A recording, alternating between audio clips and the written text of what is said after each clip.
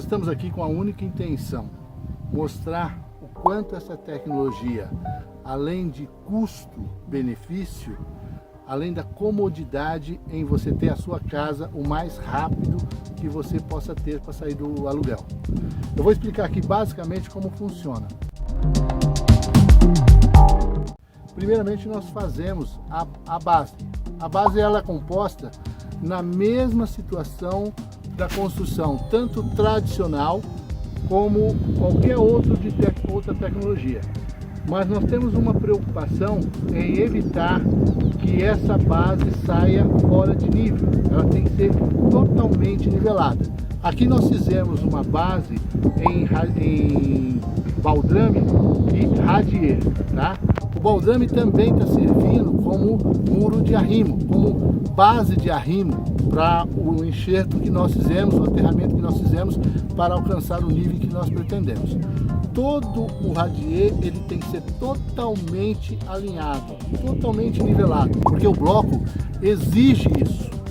Nós temos na construção convencional às vezes a habilidade, né, de cometer alguns erros no espaçamento entre um bloco e outro, né? Geralmente se fala o quê? Corrigimos no próximo.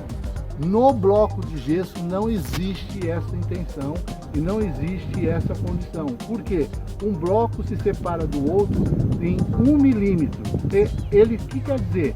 A massa que é composta para sua colagem, ela tem que ter só uma densidade.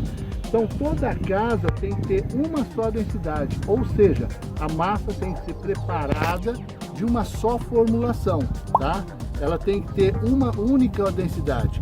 Então uma casa pode ter 20 metros de expansão, 20 metros de comprimento, ela tem que começar aqui com 1 milímetro, 1,5 milímetros e terminar lá 1 milímetro ou 1,5 milímetros, para que não haja desigualdade na formação da parede.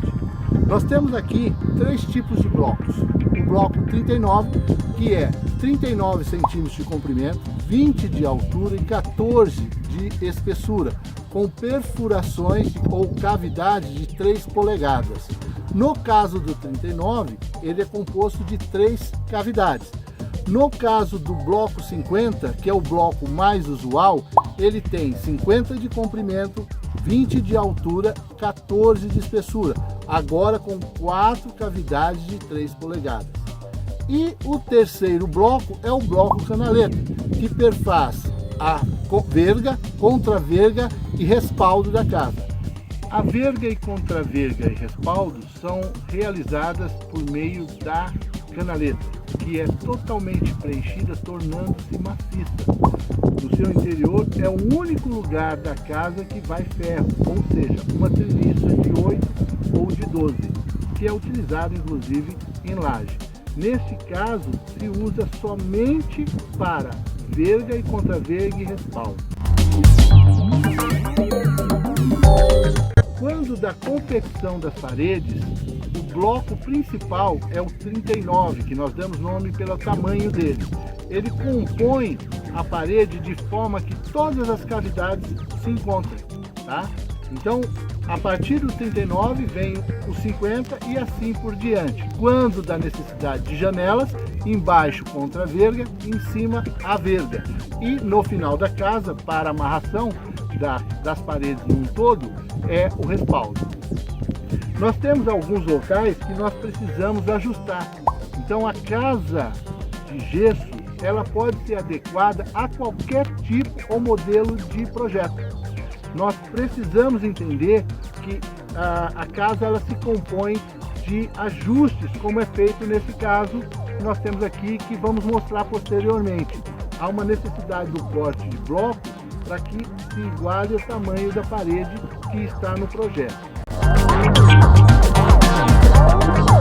Todo o processo é feito de forma técnica e rápida, de forma que uma casa hoje de gesso, ela é produzida em 20 ou 30% do tempo de qualquer outro tipo de casa que exista no mercado hoje, tanto de tradicional, como steel frame, como EPS, enfim, toda casa de gesso ela ocupa entre esse tempo, diminuindo assim o custo que é muito alto de mão de obra.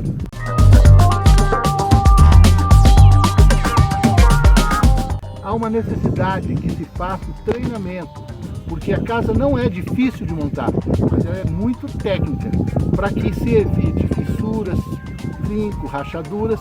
Na casa de gesso isso não existe.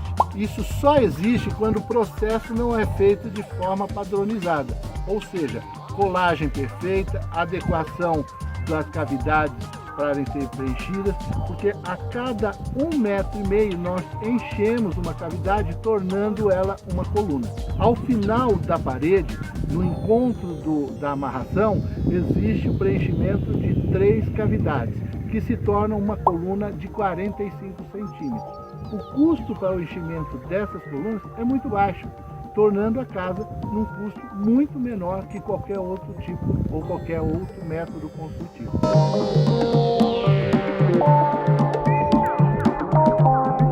Para que tenhamos noção do custo hoje de uma obra de casa de gesso, é importante eu frisar que existe algumas alterações quanto à base, tipo de base, muro de arrimo, altura do muro de arrimo.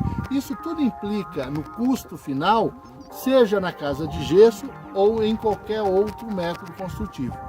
Falando-se numa questão de custo real, final, num contexto final de chave na mão, hoje nós podemos calcular entre 15% a 25% em casas de alto padrão. Casas de médio padrão, ele pode variar entre 25% e 30%. Em casas que hoje é conhecido casa verde e amarela, ele pode variar entre 30% e 35%. Isto tem um preço significativo no bolso daquele que vai construir.